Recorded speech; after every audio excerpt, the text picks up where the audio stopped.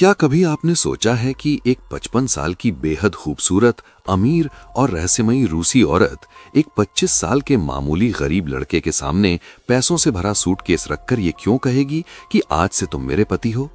ये कोई मजाक नहीं था, बल्कि एक ऐसी खौफनाक और प्यार से भरी दास्तान की शुरुआत थी जिसने दो बिल्कुल अलग दुनिया के लोगों को एक ऐसे रिश्ते में बांध दिया जहां हर कदम पर मौत का साया था और हर सांस में बेपनाह इश्क। और सबसे बड़ा सस्पेंस तो ये था कि उस औरत का एक असली पति पहले से मौजूद था, फिर भी उसने इस गरीब लड़के को क्यों चुना? आइए इस रहस्य और रोमांच से भरी दुनिया में चलते हैं। शिमला की वो सर्द रात थी। बर्फबारी इतनी तेज थी कि मानो आसमान जमीन से कुछ छिपाने की कोशिश कर रहा हो। शहर के सबसे महंगे हेरिटेज होटल के एक कोने में खड़ा 25 साल का आर्यन अपनी थकान छुपाने की कोशिश कर रहा था।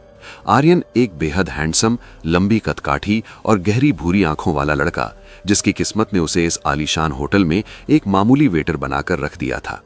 उसके कंधों पर अपने परिवार का भारी कर्ज और बीमार मां के इलाज की जिम्मेदारी थी।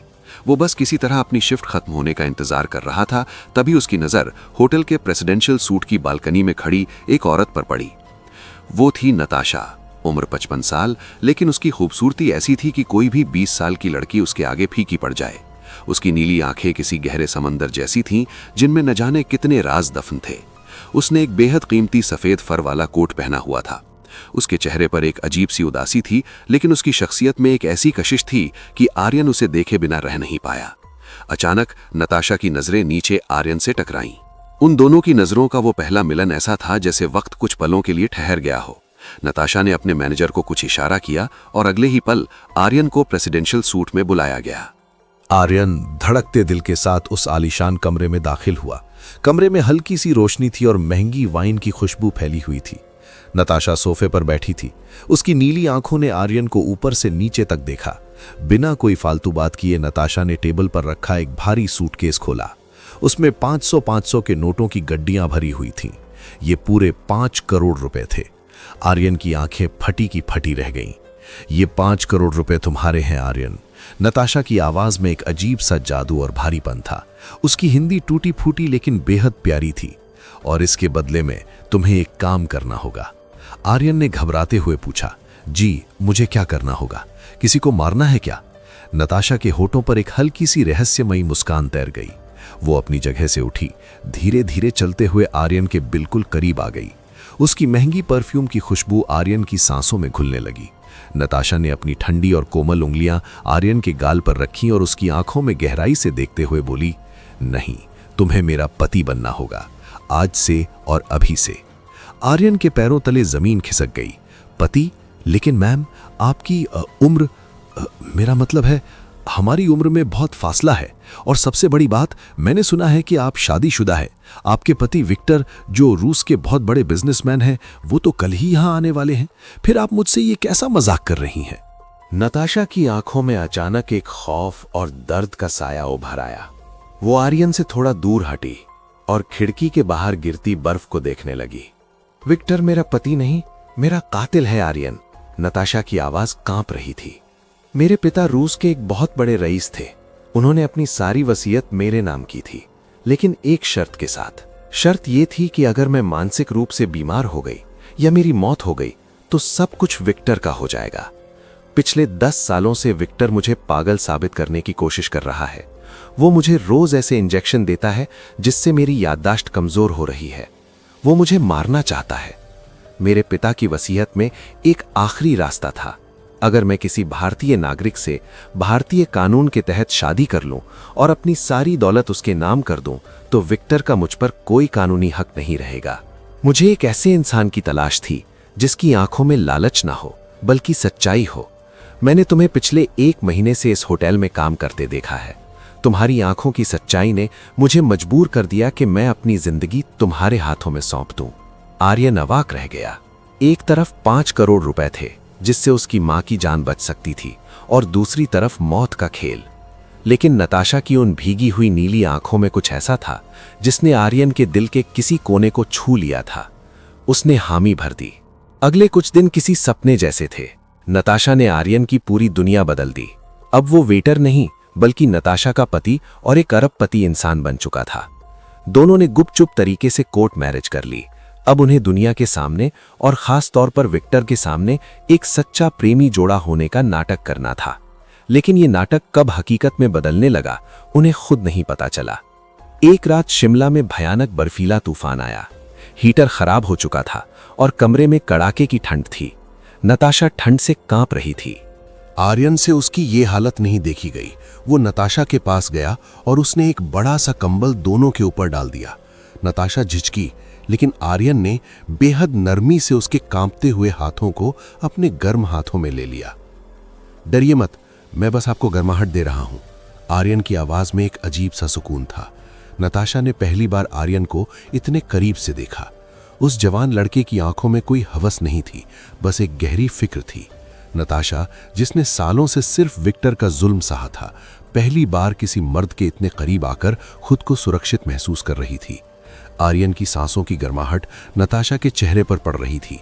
नताशा का दिल, जो बरसों पहले धड़कना भूल चुका था, आज एक 25 साल के लड़के के स्पर्श से जोरों से धड़क रहा था। आर्यन की नजरें नताशा के कांपते गुलाबी होठों से होती हुई उसकी नीली आंखों तक गईं। उम्र का फासला जैसे उस सर्द रात में कहीं पिघल गया था। आर्यन ने अपना हाथ नताशा के बालों में फेरा और उसकी उलझी लटों को कान के पीछे कर दिया।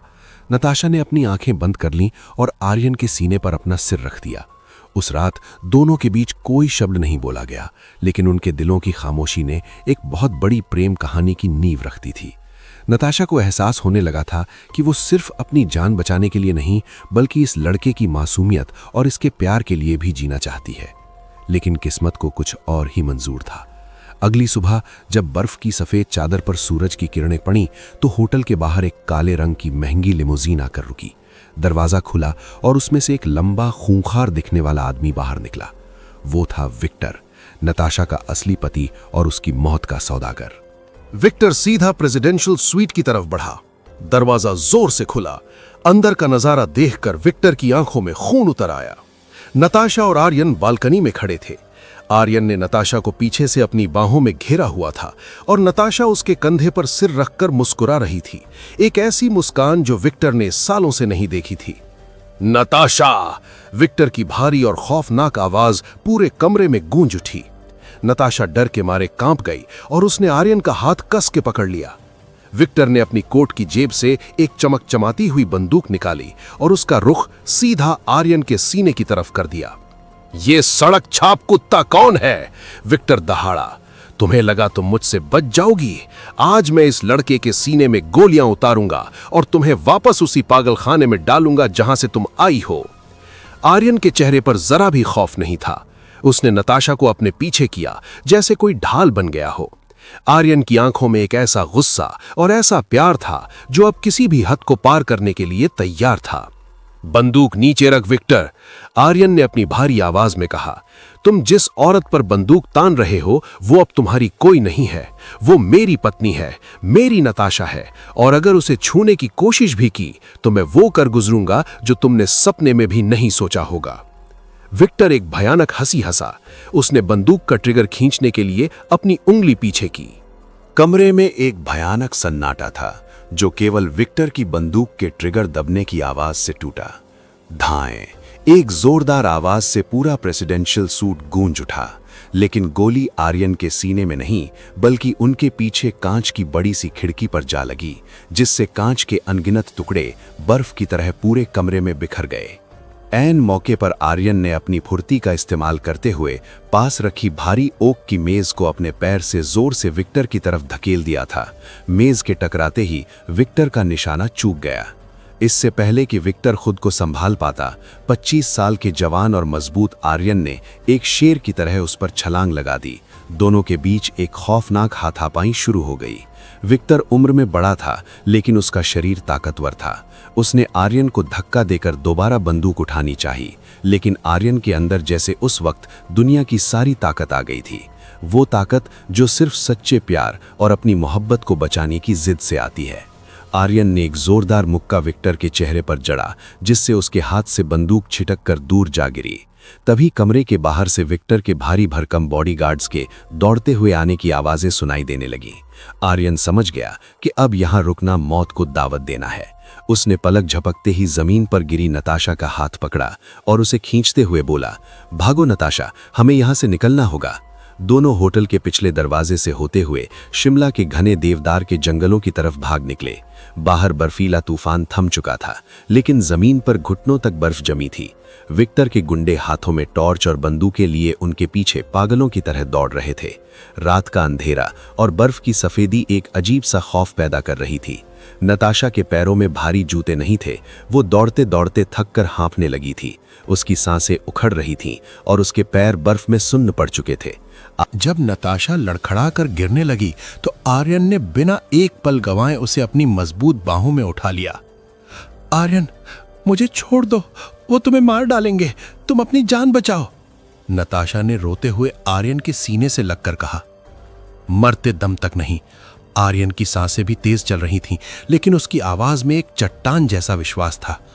मैंने 7 फेरे लिए हैं आपके साथ, मेरी जान चली जाए लेकिन आप पर एक खरोंच भी नहीं आने दूंगा। आर्यन नताशा को बाहों में लिए उस बर्फीले जंगल में तब तक दौड़ता रहा जब तक कि गुंडों की आवाजें बहुत पीछे नहीं छूट गईं। जंगल के बीचों बीच उन्हें लकड़हारों की एक पुरानी टूटी फूटी झोपड़ी दिखाई दी।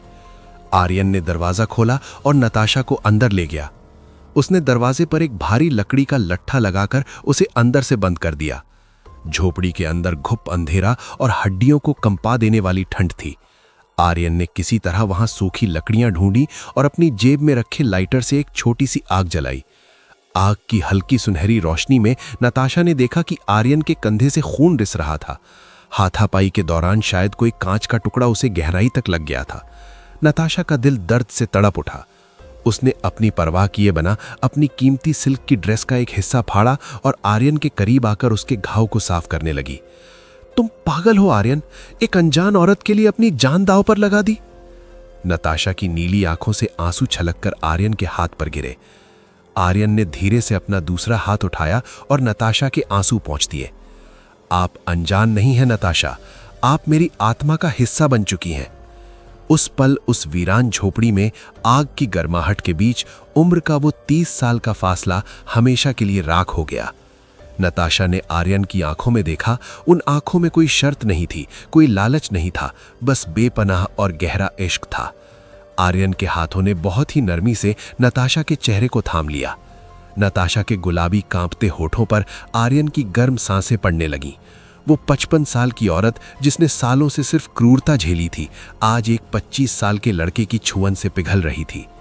आर्यन ने नताशा के माथे को चूमा, फिर उसकी बंद आंखों को, और अंत में उसने नताशा को अपनी बाहों में कस लिया। नताशा ने भी अपनी सारी हिचकिचाहट, अपने सारे डर भूलकर खुद को पूरी तरह से आर्यन के हवाले कर दिया। उस सर्द रात में जब बाहर मौत उनका इंतजार कर रही थी, अंदर उन दोनों ने एक दूसरे की रूह को छू लिया था। उनके दिलों की धड़कनें एक हो चुकी थीं। रोमांस सिर्फ जिस्मों का नहीं था, बल्कि ये 2 टूटे हुए दिलों के जुड़ने की एक बेहद पवित्र और गहरी दास्तान थी, जहां आर्यन नताशा की ढाल बन गया था और नताशा उसकी जिंदगी। लेकिन ये सुकून ज्यादा देर तक नहीं टिकने वाला था। सुबह की पहली किरण के साथ ही झोपड़ी के बाहर भारी कदमों की आहटें सुनाई दीं। किसी ने दरवाजे को जोर से लात मारी। लकड़ी का लट्ठा टूट गया और दरवाजा धड़ाम से खुल गया। सामने विक्टर खड़ा था, जिसकी आंखों में शैतानी चमक और हाथ में एक लोडेड गन थी। उसके पीछे उसके 10 हथियारबंद गुंडे थे। तो यहां छुपकर सुहाग रात मनाई जा रही है, विक्टर ने एक घिनौनी हंसी हंसते हुए कहा और बंदूक का निशाना सीधा आर्यन के सिर पर साध लिया। बहुत खेल लिया तुम दोनों ने, अब मरने का वक्त आ गया है। लेकिन इस बार नताशा डरी नहीं।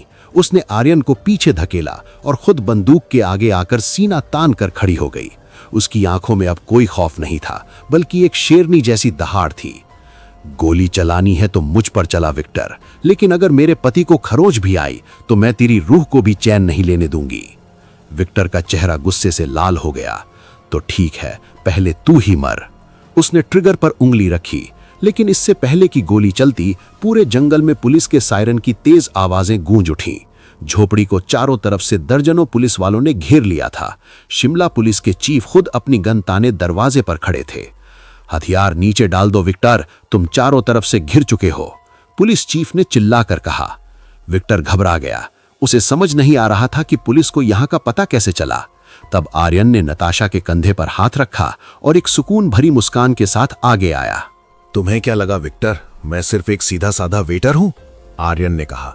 तुमसे शादी करने के तुरंत बाद ही मैंने हमारी शादी के सारे लीगल डॉक्यूमेंट्स, नताशा के वो फर्जी मेडिकल रिपोर्ट्स जो तुम उसे पागल साबित करने के लिए बना रहे थे, और तुम्हारी सारी धमकियों के सबूत इंडियन पुलिस और रशियन एम्बेसी को मेल कर दिए थे।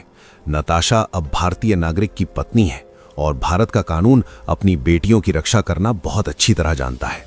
विक्टर के हाथ से बंदूक नीचे गिर गई। पुलिस ने तुरंत अंदर आकर विक्टर और उसके गुंडों को हथकड़ियां पहना दी। विक्टर को हत्या की कोशिश और धोखाधड़ी के जुर्म में गिरफ्तार कर लिया गया, जहां उसे अब अपनी बची हुई जिंदगी रूस की सबसे खतरनाक जेल में काटनी थी। पुलिस के जाते ही जंगल में एक शांत, खूबसूरत सन्नाटा छा गया। सुबह का सूरज बर्फ से ढके पहाड़ों पर चमक रहा था। नताशा अब पूरी तरह से आजाद थी। उसके पिता की सारी दौलत अब सुरक्षित थी, लेकिन उसके लिए सबसे बड़ी दौलत उसके सामने खड़ी थी, आर्यन। नताशा दौड़कर आर्यन के गले लग गई और फूट फूट कर रोने लगी, लेकिन ये डर के आंसू नहीं, बल्कि आजादी और खुशी के आंसू थे। आर्यन ने उसे कसकर अपनी बाहों में भर लिया और उसके बालों में किस करते हुए बोला, मैंने कहा था ना, मैं आपकी रक्षा करूंगा। कुछ महीनों बाद मुंबई के एक आलीशान घर की बालकनी में आर्यन और नताशा खड़े थे। आर्यन की मां का इलाज हो चुका था और वे पूरी तरह स्वस्थ थीं।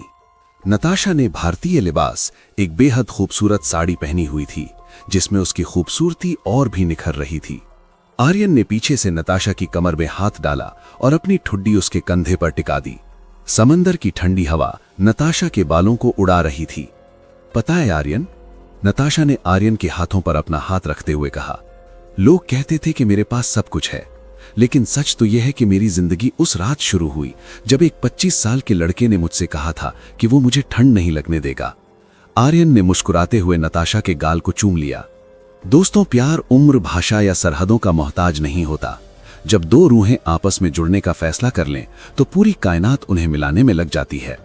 55 साल की एक टूटी हुई रूसी औरत और 25 साल के एक गरीब भारतीय लड़के की यह कहानी हमेशा के लिए इस बात का सबूत बन गई थी कि सच्चा इश्क कभी हारता नहीं।